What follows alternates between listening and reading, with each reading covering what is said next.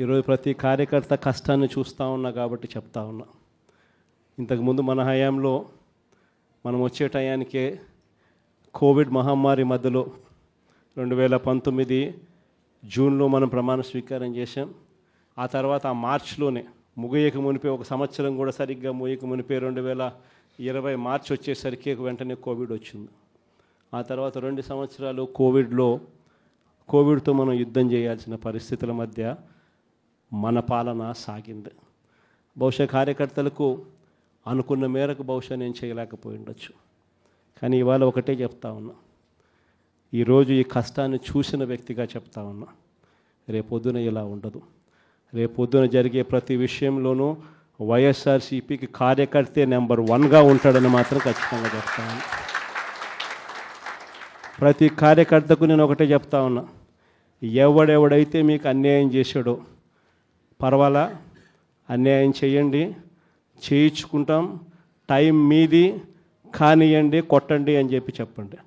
ఆడు ఎవడు ఏం చేస్తా ఉన్నాడో పేరు రాసుకోండి.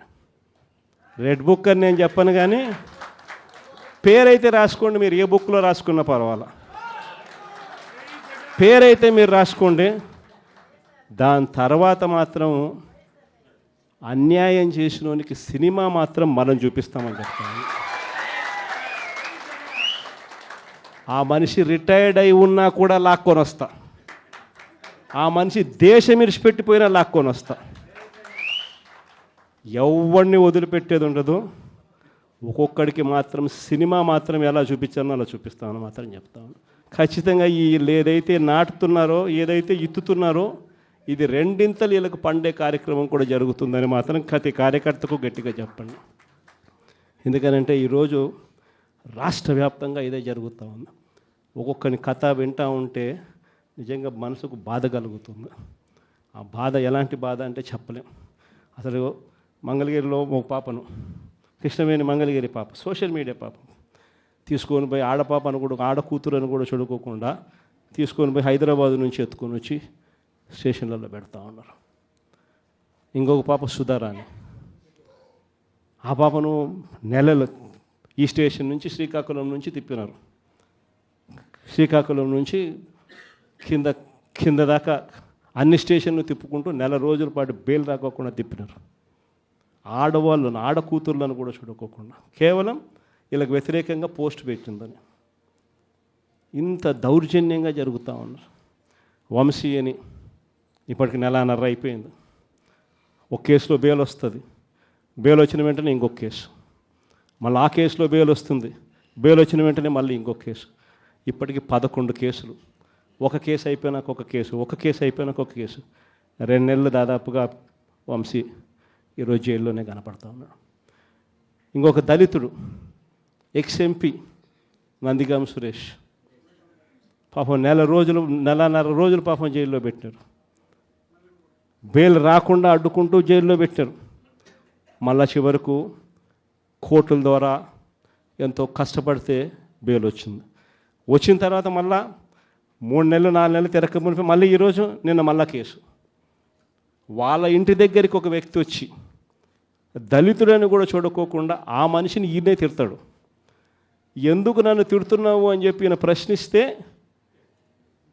ఈయన మీద కేసు పెట్టి జైల్లో పెడతా ఉన్న పరిస్థితి మొట్టమొదటిసారిగా ఇప్పుడు చూస్తూ ఉన్నాం. అది ఈరోజు ఇంత దారుణంగా ఈరోజు జరుగుతూ ఉంది.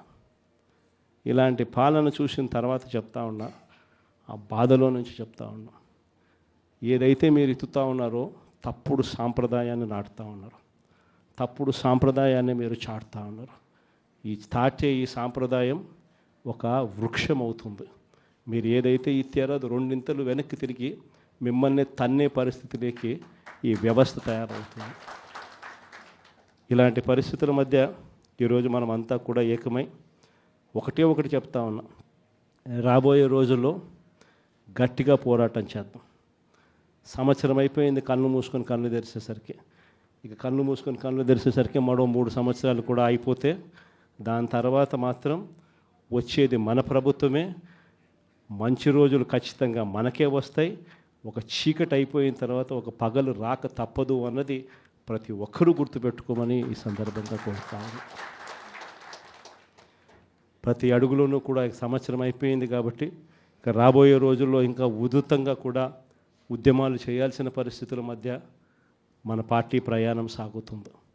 ఈ లోపల మనం గ్రామ స్థాయి దాకా కూడా మనం వెళ్ళిపోయి గ్రామ కమిటీస్ ఫామ్ చేసుకోవడం దగ్గర నుంచి మొదలెట్టి బూత్ కమిటీస్ ఫామ్ చేయడం దగ్గర వరకు కూడా పూర్తిగా మనం చేసుకోవాల్సిన కార్యక్రమాలు ఏర్పాట్లు అన్నీ కూడా వ్యవస్థీకరణగా మనం చేసుకునే కార్యక్రమం మనం చేసుకుందాం.